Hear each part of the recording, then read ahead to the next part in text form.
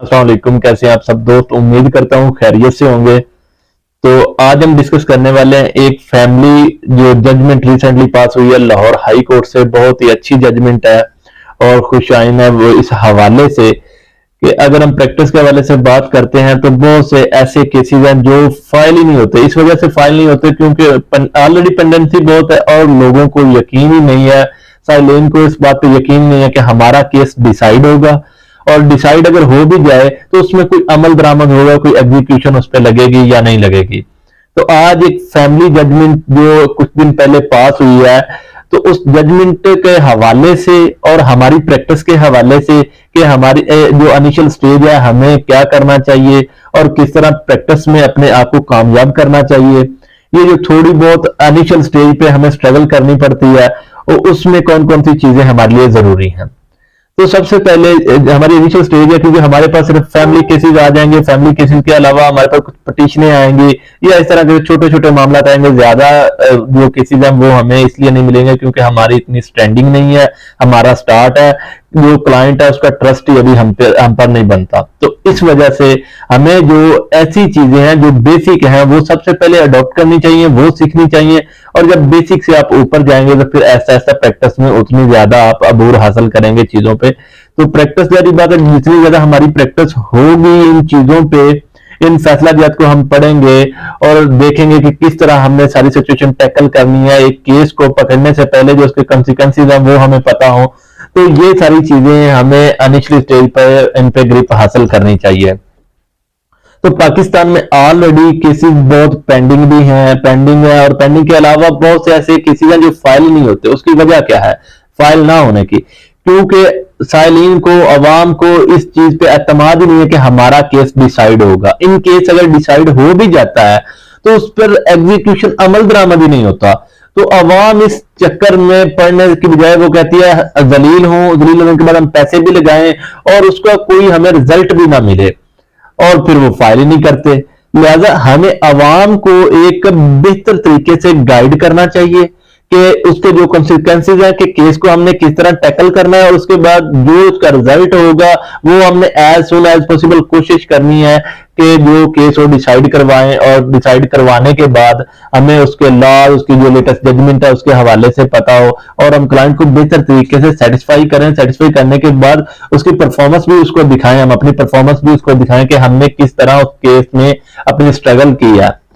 तो अगर हम स्ट्रगल के हवाले से बात करें तो फैमिली केस हमारे पास, क्योंकि जो सबसे पहले केस आएंगे वो फैमिली के ही होंगे, फैमिली होंगे या कुछ होंगे जी, हमारे पास कोई छोटी मोटी पिटिशनें होंगी या बिलें फाइल करने वाली होंगी, तो ऐसी चीजें। तो सबसे पहले जो फैमिली के केसेस हैं बहुत ज्यादा पेंडिंग होते हैं और कुछ ऐसे जो फाइल ही नहीं होते। फैमिली के केसेस फाइल ना होने की वजह आपको बताई है कि पेंडेंसी ऑलरेडी बहुत ज्यादा है। तो जो पहले था कि केस जो दायर हुआ, केस डिक्री हुआ, डिक्री होने के बाद जब आउट ऑफ डिस्ट्रिक्ट जो प्रिसेप्ट भेजना होता है, जिस पे एग्जीक्यूशन जिसे हम कहते हैं, जिस पर अमल दरामद होना होता है, अगर वो आउट ऑफ डिस्ट्रिक्ट होता था तो सबसे पहले भी हमें हाई कोर्ट से इजाजत लेना पड़ती थी, और इजाजत लेने के बाद फिर वो जो प्रिसेप्ट होता था वो ट्रांसफर होता था जाके उस डिस्ट्रिक्ट में, जिस डिस्ट्रिक्ट में जो डिफेंडेंट है रिजाइड करता है, उसकी रेजिडेंस हो वहां पे एग्जीक्यूशन के लिए। अब क्योंकि अगर वारंट निकलने हैं या उसकी प्रॉपर्टी अटैच करनी है, अगर वारंट एक कोर्ट निकालती है तो उसकी वो जुरिस्डिक्शन में बंदा ही नहीं, तो वो अरेस्ट किस तरह होगा? अगर उसकी कोई प्रॉपर्टी अटैच करनी है तो उस जुरिस्डिक्शन में वो बंदा है ही नहीं, उसकी बंदे की प्रॉपर्टी नहीं, तो वो किस तरह अटैच करेंगे उसकी प्रॉपर्टी को, क्योंकि आउट ऑफ जुरिस्डिक्शन है। तो सबसे पहले प्लेंटिफ डिफेंडेंट, ये सारी बेसिक बातें हैं, बेसिक चीजें हैं जो हमने सीखनी है। और ना तो इसमें कोई इतना एडवांस है कि ये हम जाके किस तरह से, हाँ जो बिल्कुल ही फर्स्ट टाइम कोर्ट में अपियर अभी हुए नहीं है, जो अपियर होना है प्लेंटिफ डिफेंडेंट और एग्जीक्यूशन का थोड़ा सा है आपके ध्यान में। तो जो प्लेंटिफ है दायर करने वाला, डिफेंडेंट जिसके खिलाफ दायर किया गया केस, अब जो एग्जीक्यूशन है, एग्जीक्यूशन बेसिकली अमल दरामद होता है। जब भी कोई डिक्री पास होती है, किसी केस का फैसला होता है, तो फैसले के बाद आप डायरेक्टली, हम ये तो कोर्ट को नहीं कहेंगे जी ये फैसला हो गया और हम वो केस उठाएं और लेके चले जाएं डिफेंडेंट के पास, ये जी मैं आपके खिलाफ डिक्री ले आऊं, तो इस तरह तो वो उसका अमल दरामद ही नहीं होगा। जब अमल दरामद के लिए हम बात करते हैं, केस पे अमल दरामद करवाने के लिए, तो उसके लगाते हैं हम एग्जीक्यूशन। जब एग्जीक्यूशन लगाते हैं तो उस एग्जीक्यूशन में आगे दो रिजल्ट्स होते हैं एग्जीक्यूशन के। एक, या तो आप उस डिफेंडेंट के खिलाफ उसके वारंट जारी करवाएं और उस बंदे को जाके अरेस्ट करवा दें, पहला। अब अरेस्ट के हवाले से अगर हम देखते हैं, जब बंदा ही आउट ऑफ डिस्ट्रिक्ट हो तो आउट ऑफ डिस्ट्रिक्ट कोर्ट की जुरिस्डिक्शन नहीं बन रही, तो फिर हम पहले जाएंगे जी हाई कोर्ट। हाई कोर्ट जाके उसकी एप्लीकेशन मूव करेंगे ट्रांसफर की।